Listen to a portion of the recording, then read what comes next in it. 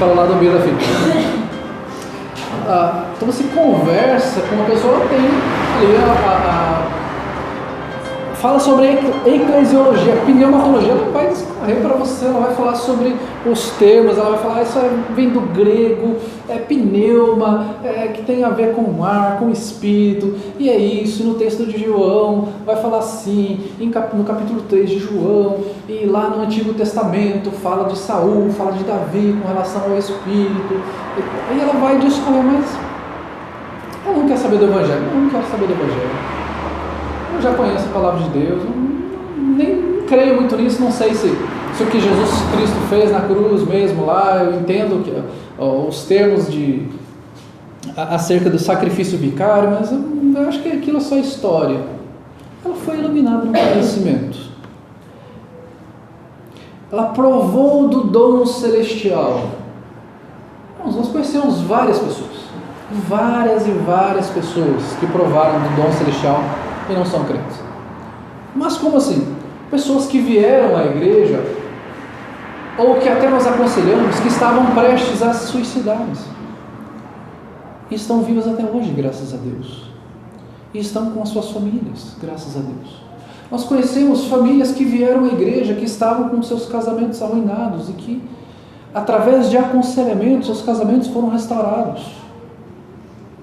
Nós conhecemos pessoas que vieram à igreja e que foi orado por estas pessoas e essas pessoas foram curadas, mas elas não querem saber do Evangelho. Elas provaram do dom celestial, elas foram edificadas até pela palavra ali, elas ouviram e elas falaram, essa palavra era para mim, eu acho que eu tenho que mudar nesse sentido. Mas em algum momento falaram, não quero mais isso. Elas receberam, elas foram abençoadas com o povo de Deus, muitas vezes. O povo de Deus como um todo foi abençoado. Elas se tornaram participantes do Espírito. Como elas se tornaram participantes do Espírito? Elas estavam junto com a igreja, foi visto mudanças exteriores em sua vida. Olha, eu era uma pessoa impaciente, agora eu sou mais paciente. Eu falava muito palavrão, agora não falo. Eu bebia, agora eu não bebo. Eu fumava, agora eu não fumo. Eu tenho um bom contato, um bom convívio com as pessoas. Eu fui abençoado por Deus. Mas ela não quer mais saber de Deus. Ela se tornou participante. Ela viu o Senhor agindo na igreja. Ela viu pessoas serem abençoadas e ela, por consequência, também foi abençoada através de outras pessoas ali, que contribuíram com ela das mais diversas formas. E aqui nós podemos fazer este paralelo, inclusive com Hebreus, um pouquinho antes, no capítulo 3, aonde o autor vai falar acerca deste perigo de você não ouvir a voz de Deus. Hebreus capítulo 3, versículo 19.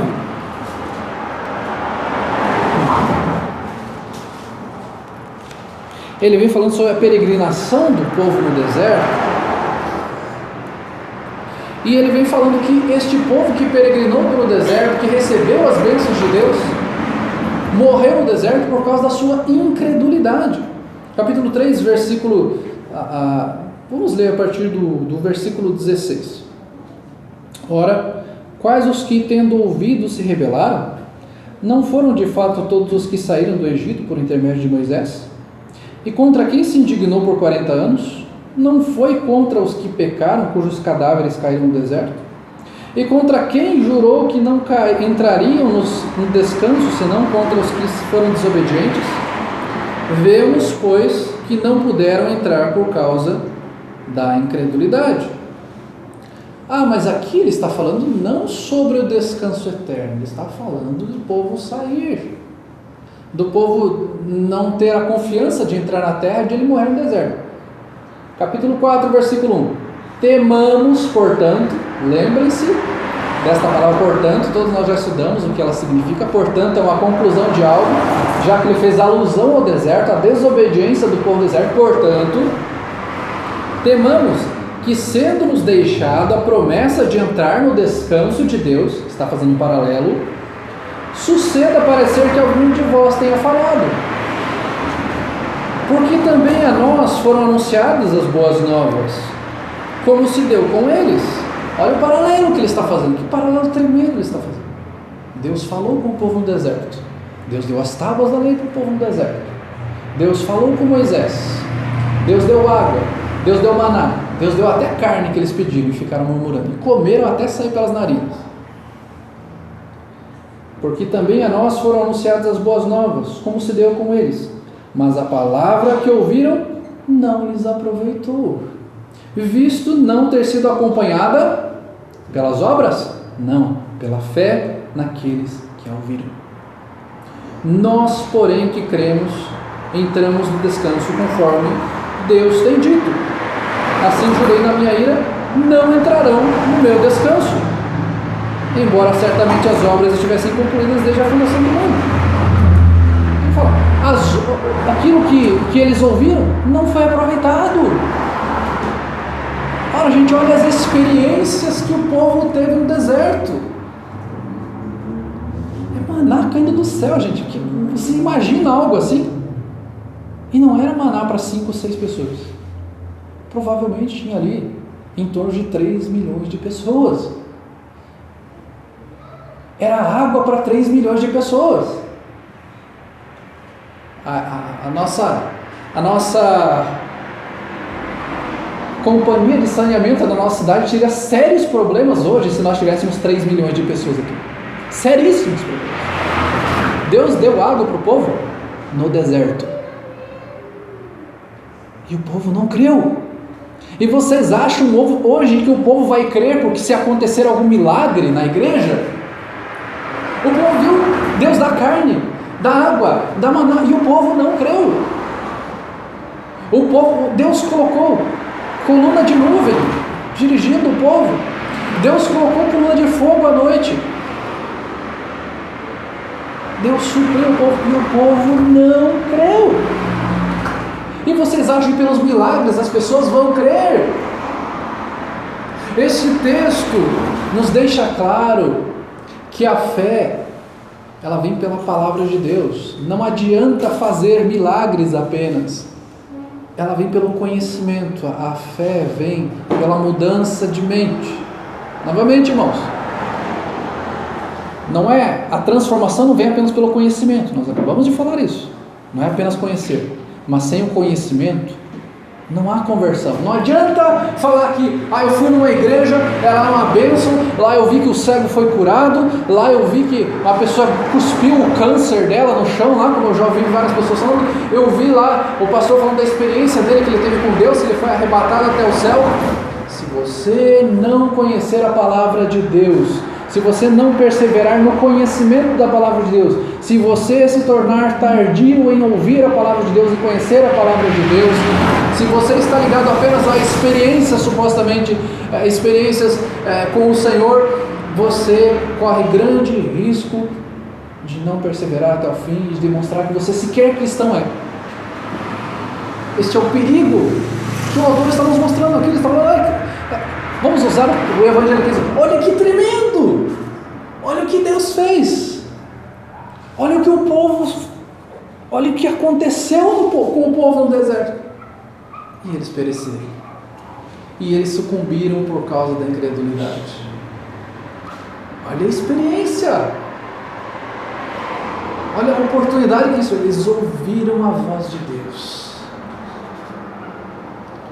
Moisés ouviu audivelmente, ele retratou ao povo que Deus está falando. Eles provaram tudo isso. Eles provaram a boa palavra de Deus, como o texto de Hebreus 6 está falando. O povo peregrino ouviu a voz de Deus. Moisés recebeu os 10 mandamentos. Eles receberam os mandamentos de Deus. Eles provaram tudo isso. O povo hoje tem a oportunidade de ouvir a mensagem. Você vai lá no YouTube, você vai em vídeos da internet, você tem N oportunidades. Você vem à igreja, você tem celular, você tem redes sociais. Você pode provar da boa palavra de Deus das mais diversas formas. Dos poderes do mundo vindouro. Essas pessoas podem até ter sido usadas por Deus. Mas como assim incrédulos sendo usados por Deus? incrédulo pode ser usado por Deus. Você já ouviu falar de um tal de Judas Iscariotes? Ou você acha que ninguém creu no Evangelho por meio de Judas? Ou você acha que Judas não fez nenhum milagre de repente? Ou você acha que nenhuma pessoa foi edificada pela palavra que Judas levou? Ou você não conhece nenhum pastor, ministro, membro de igreja que um dia de repente você falou: essa pessoa é uma benção. Olha quantas pessoas ela já evangelizou e trouxe para a igreja. Olha só quantas pessoas por meio dela vieram a ter suas famílias restauradas por meio de Jesus Cristo. E de repente essa pessoa se torna um ateu, se torna um satanista, se torna um agnóstico. Deus usa quem Ele quer. Deus usa até as pedras se Ele quiser. Deus usa quem Ele quer. E se você pegar situações das Escrituras, nós vamos ver pessoas sendo usadas por Deus. Nós vemos Balaão sendo usado por Deus. Um feiticeiro, que é usado para abençoar o povo de Deus. Eles provaram desses poderes. Não é isso que Mateus capítulo 7 vai falar? Mas em Teu nome, Senhor, nós fizemos milagres, nós expulsamos demônios. O que o Senhor vai falar para eles? Apartai-vos de mim, eu nunca vos conheci. Então não é através disso que você vai enxergar que uma pessoa é crente de verdade. Ele está mostrando o perigo que existe de você se manter tardio em ouvir, tardio em aprender, preguiçoso, achar que está bem, tudo bem assim, tá bom, acomodado, tá ótimo assim, eu estou melhor do que muita gente. Para que ficar sabendo esses termos teológicos? Para que ficar estudando muito a Bíblia? Acho que eu vou ficar meio louco se eu estudar toda a Bíblia. Para que orar tanto? Para que evangelizar tanto? Eles falam: provaram do mundo vindouro e caíram. Então, com todas essas experiências tiveram, essas pessoas caíram. Vamos fazer um passeio por Hebreus aqui, capítulo 2, versículo 3. Eu vou pegar textos que são textos meio incomuns, que vão falar sobre esta questão. Hebreus capítulo 2, versículo 3 fala: como escaparemos nós se negligenciarmos tão grande salvação, a qual tem sido anunciada inicialmente pelo Senhor, foi-nos depois confirmada pelos que a ouviram. Ele está falando: como escaparemos nós se negligenciarmos? Ele está falando o perigo da negligência, de você deixar para depois, não deixar para quando der. Não acontece muito isso com obra pública? Você vai ver o que aconteceu quando a ponte caiu, quando a barragem se rompeu, quando aquela pista lá do Rio de Janeiro, aquela ciclovia, vão ver que não estava muito certo quando caiu tudo, quando matou gente. Negligência. É você negligenciar. É você deixar uma pessoa doente com sintomas de doença e falar: deixa aí, a natureza vai cuidar. Tem que ver o que tem que fazer. Capítulo 3, versículo 8: não endureçais o vosso coração como foi na provocação no dia da tentação no deserto.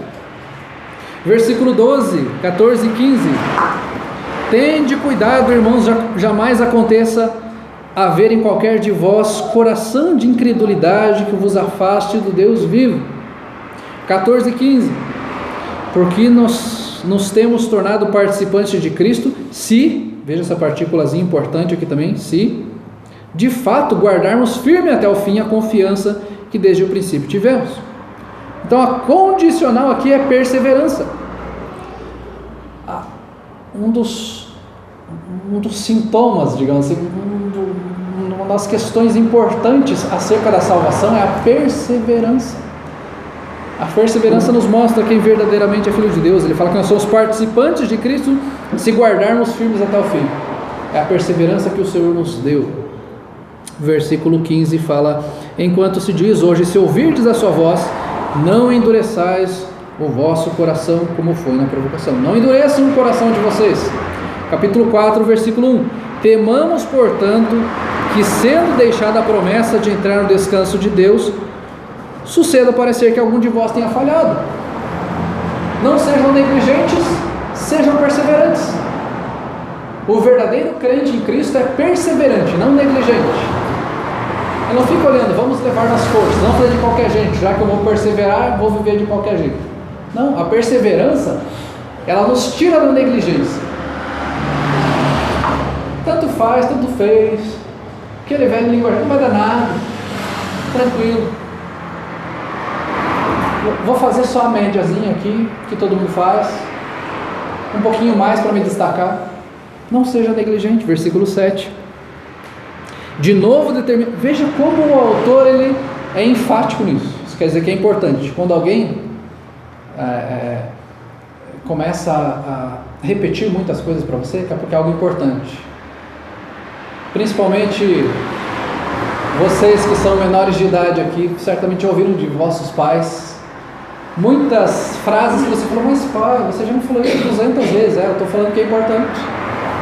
O autor ele fala aqui tantas e tantas vezes, tanto que ele vai falar aqui no versículo 7, de novo, determina certo dia, hoje falando por Davi, muito tempo depois, sendo antes fora declarado: hoje se ouvirdes a sua voz, não endureçais o vosso coração. Ele fala, vai se falar de novo, é importante, não endureça o coração. Versículo 11: esforcemo-nos por entrar naquele descanso, a fim de que ninguém caia, segundo o mesmo exemplo da desobediência.